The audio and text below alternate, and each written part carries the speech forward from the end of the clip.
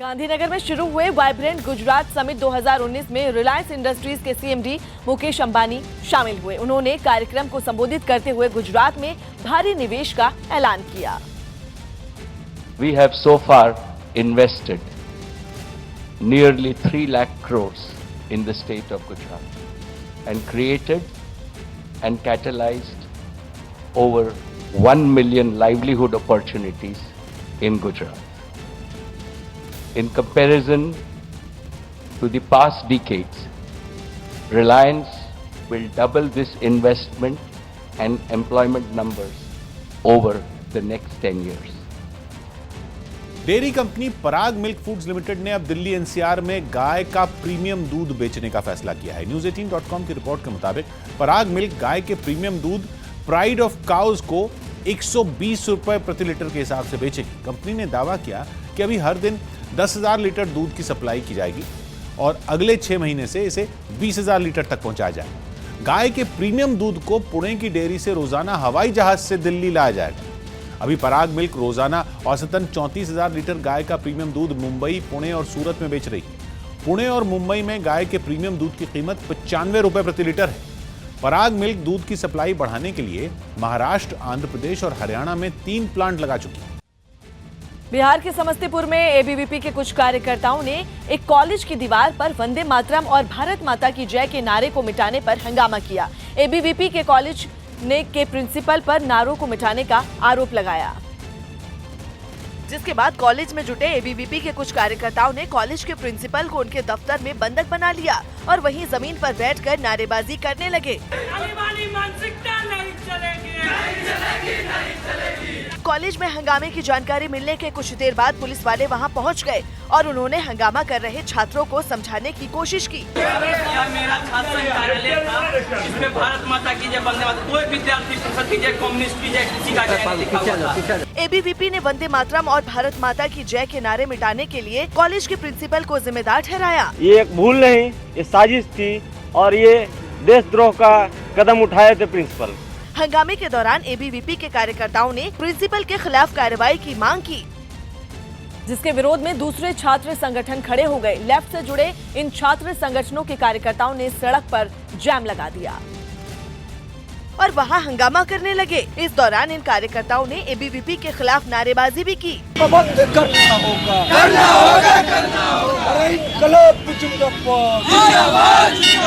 हंगामे को बढ़ता देखकर कॉलेज के प्रिंसिपल ने तुरंत पेंटर को बुलाकर वहां फिर से वंदे मातरम और भारत माता की जय लिखवा दिया। मैं जैसे ही जाना उस भारत माँ को सम्मान देते हुए पुनः उसको वहाँ लिखवा दिया। प्रिंसिपल के नारे लिखवाने से एबीवीपी के कार्यकर्ता शांत हो गए, लेकिन उन्होंने आंदोलन जारी रखने की चेतावनी भी दे डाली। महाराष्ट्र के नागपुर में हुए कार्यक्रम में आरएसएस प्रमुख मोहन भागवत ने सीमा पर जवानों की शहादत का मुद्दा उठाते हुए केंद्र की मोदी सरकार को घेर लिया, जिसके बाद विपक्ष ने उनके बयान को आधार बनाते हुए सरकार पर हमले तेज कर दिए। क्योंकि सीमा पर जवानों की शहादत पर आरएसएस प्रमुख मोहन भागवत की सरकार से नाराजगी सामने आ गई। आजादी के बाद अपने देश के लिए मरने का समय सीमाओं पर रहता है, जब युद्ध होता है। अपने यहाँ पर युद्ध नहीं तो भी शहीदियां होती है। इसका कारण है कि हम अपना काम ठीक नहीं करते। तो किसी के साथ युद्ध नहीं तो सीमा पर सैनिक के मरने का कारण नहीं, लेकिन होता है। मोहन भागवत के बयान पर कांग्रेस ने केंद्र सरकार को घेरने में देर नहीं लगाई। मोदी सरकार में पिछले 4.25 साल में जितने जवान वीरगति को प्राप्त हुए उतने कारगिल युद्ध में भी नहीं मारे। बीएसपी ने भी सीमा पर जवानों की शहादत के लिए सरकार की नीतियों को जिम्मेदार बताया। RSS chief Mohan Bhagwat ji only proves the point that the Indian government has done nothing to protect and to save the lives of our soldiers. Jammu Kashmir के लद्दाख में बर्फीले तूफान की चपेट में आने से 5 लोगों की मौत हो गई, जबकि 5 लोग अब भी लापता हैं। लापता लोगों को खोजने के लिए बचाव अभियान चलाया जा रहा है। लद्दाख के खारदुंगला में आए बर्फीले तूफान में कुछ गाड़ियां आकर फंस गई थी, जिसकी वजह से कई लोग बर्फ के नीचे दब गए थे। इस समय लद्दाख का तापमान -15 डिग्री से भी नीचे है। ऐसे में बचाव और राहत अभियान में दिक्कतें आ रही हैं।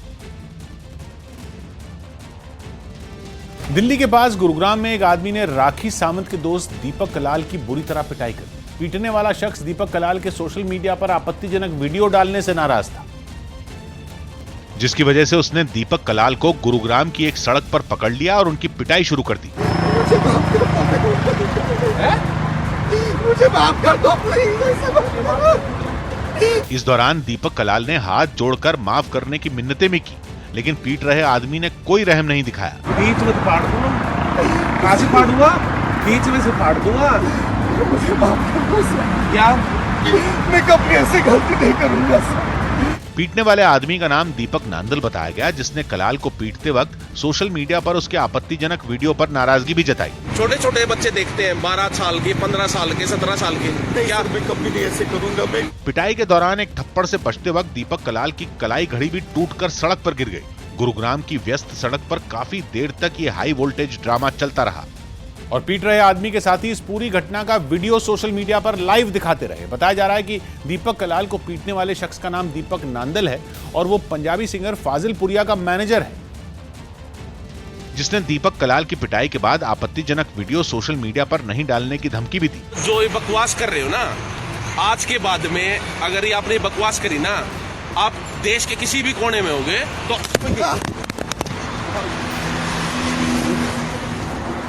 आपको थप्पड़ ही लगेंगे। दीपक कलाल ने भी लोगों से माफी मांगते हुए आगे से सोशल मीडिया पर आपत्तिजनक वीडियो नहीं डालने का भरोसा दिया। मैंने जो भी बकवास की है सोशल मीडिया पे, प्लीज प्लीज आप लोग मुझे माफ कर दो और मैं कभी भी ऐसी कुछ भी हरकत नहीं करूंगा, मैं कुछ भी ऐसी बकवास नहीं करूंगा। ये सर जो है उन्होंने मुझे समझा दिया है। अपने दोस्त की यूं सरेआम पिटाई पर राखी सावंत ने सख्त नाराजगी जताई। 4-5 मुस्टंडे ने उठा के उसको कोने में रात को लेकर गए, उसको मारा, थप्पड़ मारे, लाते मारी। क्या इससे साबित होगा? तुम मर्द साबित हो जाओगे इससे। एक कमजोर इंसान को मार के मर्द साबित होते हो तुम लोग। दीपक कलाल तब सुर्खियों में आए थे जब उन्होंने राखी सावंत से शादी का ऐलान किया था। इसके बाद उनके कई वीडियो भी सोशल मीडिया पर आए, जिनमें काफी आपत्तिजनक बातें थी। डांस बार खोलने के आदेश के खिलाफ महाराष्ट्र सरकार अध्यादेश ला सकती है। महाराष्ट्र में फिर से डांस बार खोलने के सुप्रीम कोर्ट के आदेश के खिलाफ फडणवीस सरकार एक अध्यादेश ला सकती है। दिल्ली पुलिस ने करीब 24 करोड़ की ड्रग्स की खेप के साथ एक विदेशी नागरिक समेत 2 आरोपियों को गिरफ्तार कर लिया। तेजस एक्सप्रेस में वेटर के यात्रियों से खाने का बिल न मांगने पर छूट देने की शिकायत मिलने पर रेलवे ने जांच के आदेश दिए। टिकट नहीं लिया तो फिर वो यहाँ पे सस्ता पड़ता है। सस्ता, हाँ। सुप्रीम कोर्ट ने केरल पुलिस को शबरीमला मंदिर में प्रवेश करने वाली 2 महिलाओं को 24 घंटे सुरक्षा देने के आदेश दिए। हरियाणा के रोहतक में एक बस और डंपर की टक्कर में एक यात्री की मौत हो गई, जबकि 10 से ज्यादा लोग घायल हो गए। महिला पहलवान Vinesh Phogat Laureus world sports awards के लिए नॉमिनेट होने वाली पहली भारतीय बन गई। खेलो इंडिया यूथ गेम्स में हरियाणा की कबड्डी टीम ने 3 अलग-अलग वर्गों में फाइनल में जगह बना ली। बिहार के मुजफ्फरपुर में एक आदमी ने बेल्ट से एक लड़के की जमकर पिटाई की। आरोप है कि इस लड़के समेत उसके 3 साथियों ने गाड़ी के कुछ पुर्जे चुरा लिए। तभी इलाके के कुछ लोगों ने चोरी करते हुए उन्हें पकड़ लिया। इन लड़कों को पकड़ने के बाद गुस्साए लोगों में शामिल एक आदमी ने सफेद टी-शर्ट पहने एक लड़के के सिर पर जोर से बेल्ट मारी, जिसके बाद वो लड़का दर्द से करहाता दिखाई दिया। इस आदमी के लड़के को पीटने के बाद एक दूसरे आदमी ने उससे बेल्ट ले ली और लड़के को बेल्ट से पीटने लगा। इस दौरान लड़के ने उसे छुड़ाने की गुहार लगाई, लेकिन गुस्साए लोगों ने उसकी एक न सुनी। इस लड़के के साथ मारपीट करने के बाद लोगों ने दूसरे लड़के की भी बेल्ट से पिटाई की। इतना ही नहीं, मारपीट के बाद तीनों लड़कों को जमीन पर उनके हाथ रस्सी से बांधकर बैठा दिया गया और उनके बाल भी मुंडवा दिए गए। लोकसभा चुनाव की तैयारियों में जुटी कांग्रेस ने अपने उम्मीदवारों के चयन के लिए कई नए पैमाने तय किए हैं। एक रिपोर्ट के मुताबिक कांग्रेस उम्मीदवार को टिकट देने से पहले उसकी जाति समीकरण के साथ उसकी फिटनेस और लुक को भी देखा जाएगा। साथ ही ये भी देखा जाएगा कि उम्मीदवार का व्यवहार शालीन हो और वो पैसों का दिखावा नहीं करता हो। रिपोर्ट के मुताबिक उम्मीदवार की फिटनेस इसलिए देखी जा रही है ताकि जीतने के बाद वो अगले 5 साल तक लोकसभा में अपनी मौजूदगी दर्ज करा सके। कांग्रेस के पैमाने के मुताबिक लुक में उम्मीदवार को सादगी के अंक मिलेंगे, जबकि संपत्ति का दिखावा करने पर उसके अंक कटेंगे। रिपोर्ट में दावा किया गया कि कांग्रेस लोकसभा क्षेत्रों में प्रोफेशनल एजेंसी से सर्वे करा रही है, जिसमें उम्मीदवार से जुड़े सवाल पूछे जा रहे हैं। इसके अलावा उम्मीदवार के कांग्रेस पार्टी से जुड़ाव के इतिहास को भी देखा जा रहा है, मसलन उसका परिवार और वो कितने सालों से पार्टी से जुड़े हुए हैं। राष्ट्रपति भवन में फिल्म मणिकर्णिका की स्पेशल स्क्रीनिंग की गई। राष्ट्रपति भवन में film Manikarnika the queen of Jhansi की रिलीज से पहले स्पेशल स्क्रीनिंग की गई। यूपी के लखनऊ में घर के बाहर से बेहद शातिर तरीके से बाइक को चोरी कर ले जाते 2 लोग सीसीटीवी में रिकॉर्ड हो गए। यूपी के सुल्तानपुर में बाइक सवार बदमाश एक पत्रकार पर फायरिंग कर फरार हो गया, जिसके बाद घायल पत्रकार को गंभीर हालत में लखनऊ रेफर कर दिया गया। पटना में आरजेडी के कार्यकर्ता सम्मेलन के दौरान लालू यादव की बड़ी बेटी और राज्यसभा सांसद मीसा भारती ने केंद्रीय मंत्री रामकृपाल यादव के हाथ काटने की बात कही। मेरे अंदर से इच्छा हुई कि उस इंसान की उसी कुत्ते काटने वाले गणासी से उसका हाथ काट दे। तेजस्वी यादव की गैर मौजूदगी की वजह से तेज प्रताप यादव ने 20 जनवरी को होने वाले एलपी मूवमेंट को स्थगित करने का फैसला किया। वो लोग बैठ करके हम लोग डिस्कस करेंगे कि किस डेट से एलपी मूवमेंट का शुरुआत किया जाएगा। गुजरात के गांधीनगर में पीएम मोदी समेत कई नेताओं ने दांडी कुटीर में लेजर शो देखा। पटना में पुलिस ने किसी बड़ी वारदात की साजिश बना रहे 6 नक्सलियों को छापा मारकर गिरफ्तार कर लिया। बिहार के सासाराम में 6 थाना क्षेत्रों से जब्त की गई 3200 लीटर शराब को नष्ट किया गया। बिहार के मुजफ्फरपुर में रंगे हाथों पकड़े गए चोरों की लोगों ने जमकर पिटाई की और सिर मुंडवाकर इलाके में घुमाया। शिमला में कांग्रेस पार्टी के दफ्तर में पूर्व मुख्यमंत्री वीरभद्र सिंह और पूर्व प्रदेश अध्यक्ष सुखविंदर सिंह सुक्खू के समर्थकों में जमकर मारपीट हुई। नए प्रदेश अध्यक्ष कुलदीप राठौर के कामकाज संभालने के दौरान ये घटना हुई, जिसमें कुछ लोग गंभीर रूप से घायल हो गए। कार्यकर्ताओं से खचाखच भरे कांग्रेस दफ्तर के अंदर वीरभद्र सिंह और सुखविंदर सिंह सुक्खू के समर्थकों में जमकर लात घूंसे चले। इस दौरान वहां रखी कुर्सियों का इस्तेमाल भी एक दूसरे पर हमले के लिए किया गया।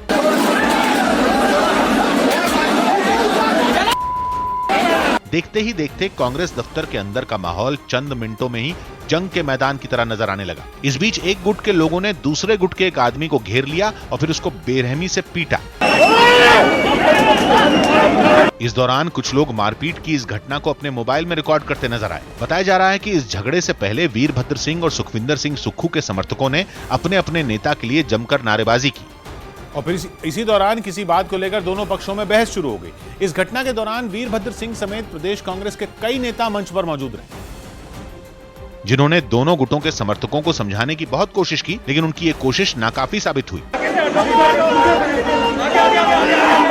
दोनों तरफ से नारेबाजी बढ़ते देख मंच पर मौजूद प्रदेश प्रभारी रजनी पाटिल ने नारेबाजी बंद करने की अपील की। फिर भी नारेबाजी जारी रही तो रजनी पाटिल ने माहौल को शांत कराने के लिए पार्टी और कांग्रेस अध्यक्ष के नाम के नारे लगवाए। मैं बताऊंगी, आप बोलेंगे कांग्रेस पार्टी जिंदाबाद, राहुल गांधी जिंदाबाद। लेकिन प्रदेश प्रभारी की ये तमाम कोशिश धरी की धरी रह गई और दोनों गुटों के समर्थक एक दूसरे से भिड़ गए। इस मारपीट में गंभीर रूप से घायल होने के बावजूद एक समर्थक अपने नेता के लिए नारेबाजी करता नजर आया। मारपीट की वजह से वहां रखी दर्जनों कुर्सियां टूट गईं, जो कांग्रेस दफ्तर के अंदर बिखरी हुई नजर आईं। इस घटना के बारे में जब वीरभद्र सिंह से बात की गई तो उन्होंने इसे कुछ और ही रंग दे दिया। लगता है कि कुछ लोग जो है शराब पी के अंदर घुस गए, आपस में लड़ने लगे। कांग्रेस दफ्तर में हुए झगड़े से पहले संकल्प रैली निकाली गई थी, लेकिन रैली के बाद जब पार्टी दफ्तर में नए प्रदेश अध्यक्ष कुलदीप राठौर की ताजपोशी हुई तो वहां मारपीट हो गई। यूपी की राजधानी लखनऊ में 2 आरोपियों ने मकान के बाहर खड़ी एक बाइक चोरी कर ली। बाइक चोरी करने के बाद चोर वहां से फरार हो गए, जिन्हें पकड़ने के लिए पुलिस जुट गई। घटना के वीडियो में साफ दिखा कि 2 आरोपी एक मकान के बाहर खड़ी बाइक के पास पहुंचे और एक आरोपी आगे की तरफ चला गया, जिसके बाद दूसरे आरोपी ने बाइक में नकली चाबी लगाई और उसे धक्का देकर आगे ले गया। कुछ दूर जाने के बाद दोनों आरोपी बाइक पर बैठ गए और उसे स्टार्ट करने की कोशिश करने लगे। काफी कोशिश करने के बाद जब बाइक स्टार्ट नहीं हुई तो एक आरोपी बाइक से उतरा और बाइक को धक्का देकर वहां से फरार हो गया। आयुष्मान भारत योजना से अलग होने पर केंद्र ने बंगाल सरकार को चिट्ठी लिखी। आयुष्मान भारत योजना से अलग होने पर केंद्र सरकार ने पश्चिम बंगाल सरकार को एक खत लिखकर प्रदेश के 60 लाख परिवारों पर असर पड़ने की बात कही। दिल्ली के शकरपुर इलाके में एक शादी समारोह के दौरान गोली चलने से दुल्हन घायल हो गई। मुंबई के अंधेरी रेलवे स्टेशन पर महिलाओं के ऊपर खतरनाक केमिकल से हमला करने के आरोप में रेलवे पुलिस ने एक आदमी को गिरफ्तार कर लिया। दिल्ली में बढ़ते प्रदूषण के मामले पर सुनवाई के दौरान सुप्रीम कोर्ट ने चिंता जताई। दिल्ली में आयोजित एक कार्यक्रम में 21 बच्चों को राष्ट्रीय वीरता पुरस्कार से सम्मानित किया गया।